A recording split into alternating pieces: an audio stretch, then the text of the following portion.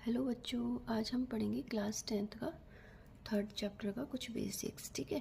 Pair of linear equation in two variables. Two variables का मतलब क्या होता है? ये हमारी स्टैंडर्ड फॉर्म होती है linear equation in two variables की। इसकी जो हाईएस्ट डिग्री होती है वो 1 होती है। ठीक है। और वेरिएबल दो होने चाहिए हमारे। ठीक है, दो वेरिएबल्स और एक कांस्टेंट। ऐसा नहीं कि यहाँ पे भी एक्स है यहाँ पे भी एक्स है, तो उसको नहीं बोलेंगे two variables. Linear equation in two variable, वो तो वन वेरिएबल होगी। हमारे दो वेरिएबल्स हैं, हमारे एक्स और वाई। ठीक है। अब चलो हम कुछ पेयर ऑफ लीनियर इक्वेशन लेते हैं। दो पेयर ऑफ लीनियर इक्वेशन है। अब इनके थ्रू हम देखेंगे कि इनका रेशियो कैसा है, इसमें कैसा ग्राफ बनेगा और इसके कितने सॉल्यूशन निकलेंगे। ठीक है। चलो, अब हमारे पास ये दो इक्वेशंस हैं। x minus 2y plus 1 equals to 0।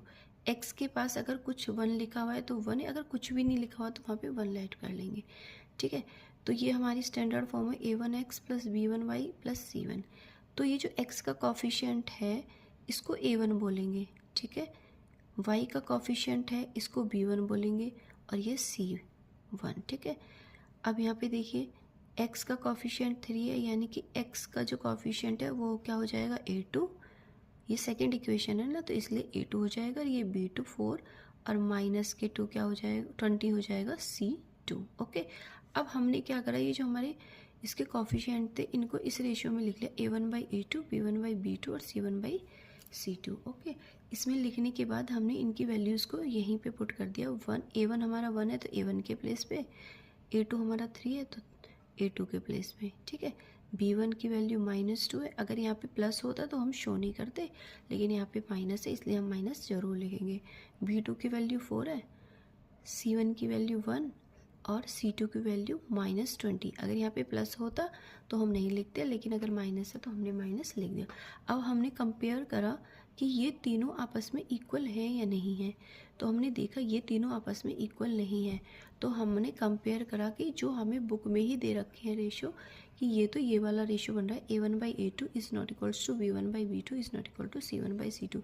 जब ये वाला रेशो है हमारे पास, इन दोनों इक्वेशन से ये वाला रेशो बन रहा है, तो हमारा क्या होगा, जो ग्राफ है वो इंटरसेक्टिंग लाइंस बनाएगा। ठीक है।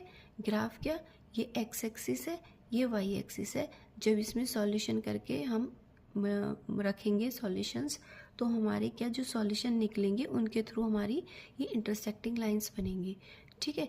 जब इंटरसेक्टिंग लाइंस बनती हैं तो उनका सॉल्यूशन वन ही सॉल्यूशन निकलता है, एग्जैक्टली वन सॉल्यूशन, या फिर बोलते हैं यूनिक सॉल्यूशन।